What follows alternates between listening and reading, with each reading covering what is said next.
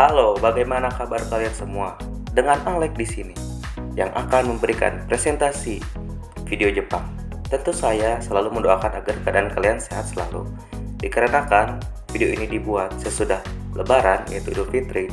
Jadi sekalian saja pada kesempatan kali ini saya ucapkan minal aidin wal faizin. Semoga dosa-dosa saya diampuni dan ibadah saya diterima Allah Subhanahu wa taala. Jadi langsung saja tanpa menunggu lebih lama lagi, kita langsung menuju materi. Jadi guys, ada banyak cara dalam mengekspresikan keindahan. Salah satu cara orang Jepang adalah dengan membuat kaligrafi. Seni kaligrafi Jepang disebut shodo, yakni sebuah gorisan tinta yang indah membentuk huruf kanji. Nah, jadi kaligrafi itu bukan hanya kaligrafi Arab yang kita kenal. Nah, di Jepang juga ada kaligrafi yang namanya shodo. Shodo adalah salah satu bentuk seni tradisional tertua dan paling mendalam di Jepang. Dikembangkan dan dihargai sejak abad ke-5. Jadi konon katanya seni kaligrafi ini itu sudah dikembangkan dari 3000 tahun yang lalu. Shodo bukan hanya bentuk seni yang sangat dihormati di Jepang. Nah, namun shodo ini juga sebuah praktik keterampilan dan estetika. Kedalaman dan keindahan shodo adalah hasil dari beragam teknik yang disertai dengan airan kuas dan tinta, terpusat pada kedamaian batin dan konsentrasi spiritual. Penulis kaligrafi yang benar-benar terkenal membutuhkan waktu puluhan tahun untuk dikuasai dan dapat dihargai sebagai lukisan yang memiliki nilai jual yang sangat tinggi. Prakteknya ini ternyata lebih dari seni ya guys.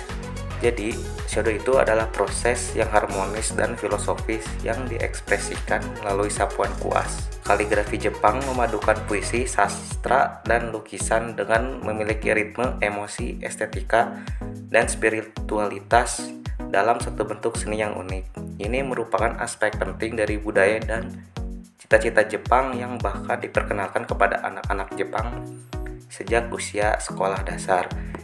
Jadi ini shodo itu bukan hanya sekedar kita ngegambar huruf kanji atau huruf hiragana sembarangan. Jadi ini tuh ada harmonisnya gitu, ada filosofisnya sendiri. Nah, yang tadi saya jelaskan adalah pengenalan singkat tentang apa itu shodo.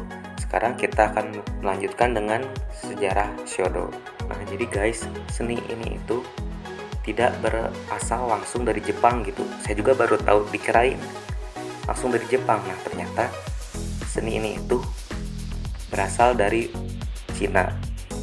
Jadi seni kaligrafi ini tuh baru masuk Jepang itu pada sekitar periode Nara oleh seorang kaligrafer bernama Wang Shizi. Tapi ada versi lain juga yang menyebutkan bahwa seni shodo berkembang di Jepang pada saat dinasti Han. Pada abad ke-6 tersebut, kaligrafi digunakan untuk mempertahankan hubungan antar negara, termasuk dengan Cina. Kala itu para biksu dan kaligrafer pun mempraktikkan shodo sebagai bentuk pikiran yang jernih dan jiwa yang tenang. Sebab seseorang hanya memiliki satu kesempatan untuk menggoreskan tinta. Jika ada kesalahan, goresan tersebut tidak bisa dicoret atau dihapus. Nah, tapi ada versi lain juga yang menyebutkan bahwa shodo ini baru masuk ke Jepang pada abad ke-17. Kesenian ini berkembang seiring dengan penyebaran agama Buddha dari India menuju Korea, Cina, dan Jepang. Terlepas dari cerita mana yang menjadi asal mula shodo masuk ke Jepang, seni kaligrafi Jepang ini kian diminati oleh orang asing. Bahkan ada yang sengaja memperdalam ilmunya.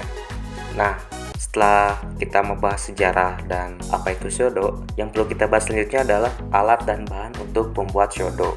Selain yang tentu pasti yang dibutuhkan untuk membuat shodo ini, selain skill utama, tentu kita perlu bahan-bahan untuk membuatnya. Bahkan alat-alat ini juga dijuluki sebagai 4 harta karun dalam pembelajaran. Jadi 4 alat utama ini pasti memiliki makna yang sangat penting bagi para kaligrafi profesional. Yang pertama tentu saja kita ada yang namanya kuas, atau bahasa Jepangnya disebut fude.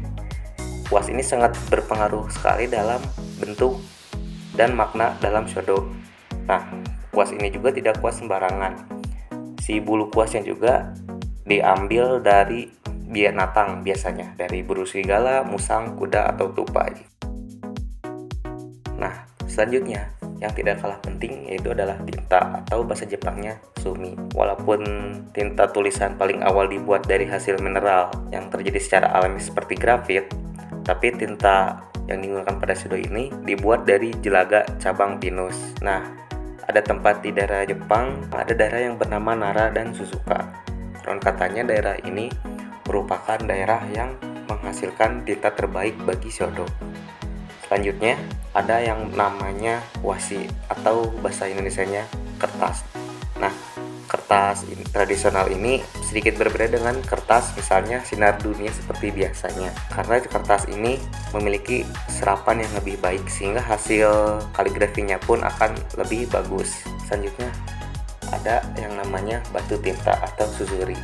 Nah, fungsinya batu tinta ini adalah untuk menyimpan tinta. Nah, selain 4 alat utama tadi, ada juga 2 alat pembantu lainnya dalam membuat Shodo. Yang pertama adalah bunjin. Bunjin ini digunakan untuk menahan kertas agar stabil. Nah, selanjutnya ada shitajiki yang digunakan sebagai alat kertas agar permukaan kertas lebih mudah ditulis pada saat proses pembuatan kaligrafi. Setelah membahas apa itu Shodo, sejarah Shodo, dan alat dan bahannya, di sini saya akan membahas tentang teknik pembuatan atau penulisan Shodo. Yang pertama adalah Kaiso. Ini adalah model pertama yang diajarkan kepada pemula, sebab dalam penulisannya huruf tidak diberi kreasi macam-macam alias persis seperti bentuk aslinya agar mudah dibaca. Tujuan dari latihan Shodo jenis Kaiso adalah menerapkan teknik-teknik dasar. Oleh sebab itu, Kaiso banyak diajarkan kepada anak-anak sekolah dasar atau seseorang yang baru pertama kali belajar Shodo. Nah, selanjutnya ada tingkatan berikutnya yang bernama Gyosho. Model Shodo yang satu ini terlihat santai. Jika dibandingkan dengan Kaiso, huruf kaligrafi Gyosho lebih miring dan ujungnya tumpul. Sekilas hasilnya mirip seperti tulisan tangan biasa. Namun sebenarnya menulis model Gyosho dibutuhkan kemampuan satu tingkat di atas Kaiso. Seseorang harus bisa lebih santai dalam menguruskan kuas sehingga hasilnya tampak natural. Nah, setelah itu ada yang di atasnya Gyosho, yaitu Shosho. Model Shosho hanya bisa dibuat oleh seseorang yang sudah ahli Shodo atau kaligrafer master. Mereka sama sekali tidak mengangkat kuasnya dan bisa membuat 2 huruf sekaligus. Hasilnya tentu saja sulit dibaca jika tidak memahami betul aksara Jepang. Meski sulit dibaca, hasil gorisannya sangat halus dan terasa indah, apalagi ada makna khusus di balik kaligrafinya. Nah, jadi kalau ingin belajar harus belajar Kaiso dulu, terus naik ke Gyosho, terus naik ke Shosho. Tentu saja untuk mencapai tingkat Shosho ini sama sekali tidak mudah, karena seperti dijelaskan tadi, Shosho itu tangan kita itu tidak boleh terangkat dari kertas, jadi harus terus aja menyambung kita ngegambarnya. Nah, selanjutnya saya akan menunjukkan bagaimana proses pembuatan Shodo.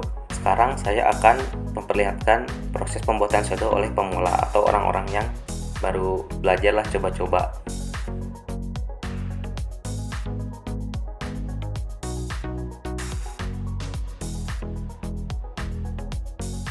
Selanjutnya kita bandingkan dengan orang yang sudah master dalam pembuatan Shodo.